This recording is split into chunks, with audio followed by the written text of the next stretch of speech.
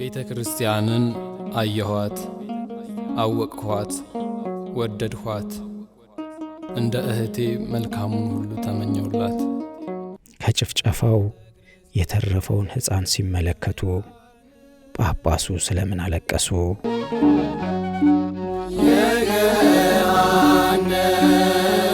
ይህ የ4 ዓመት ሕፃን በጥይት የተበሳሳውን የገላው ሕመም ብቻ ሳይሆን የእናቱም ናፍቆት አስቸግሮታል።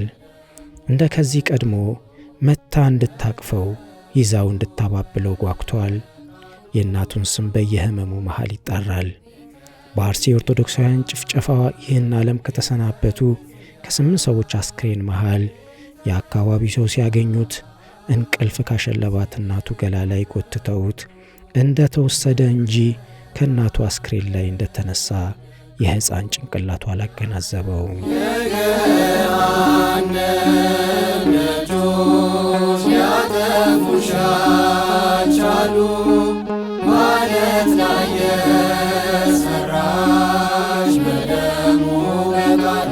የእናቱ አስክሬን ላይ ተደግፎ ውሃ እንድትሰጠው እየለመነ ሳለ ነበር የተገኘው።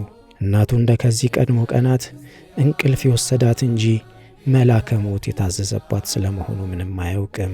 ይህ ሕፃን እናቱን ብቻ ሳይሆን አጎቶቹን፣ አክስቶቹን ጭምር በዛች በተረገመች ምሽት ተነጥቋል።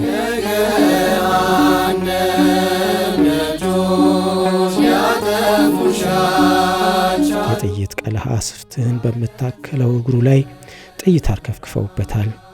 የዚህ ሕፃን ልጅን ታሪክ የሰሙት የወላይታ ሀገረ ስብከት ሊቀ ጳጳስ ብፁዕ አቡነ ይስሐቅ መጀመሪያ ያደረጉት ሕፃኑ ላይና የሕፃኑ አክስትና አጎት ላይ ለቅሶ መድረስ ነበር።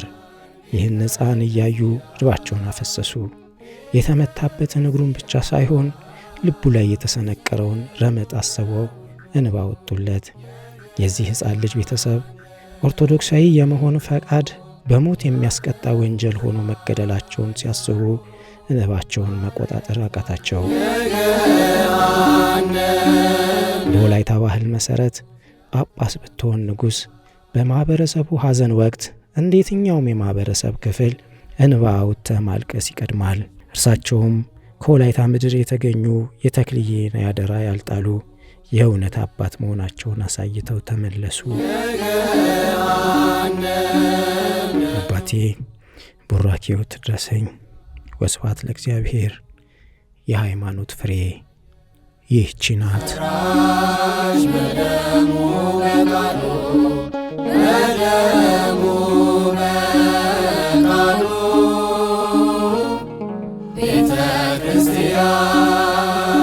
ቤተ ክርስቲያን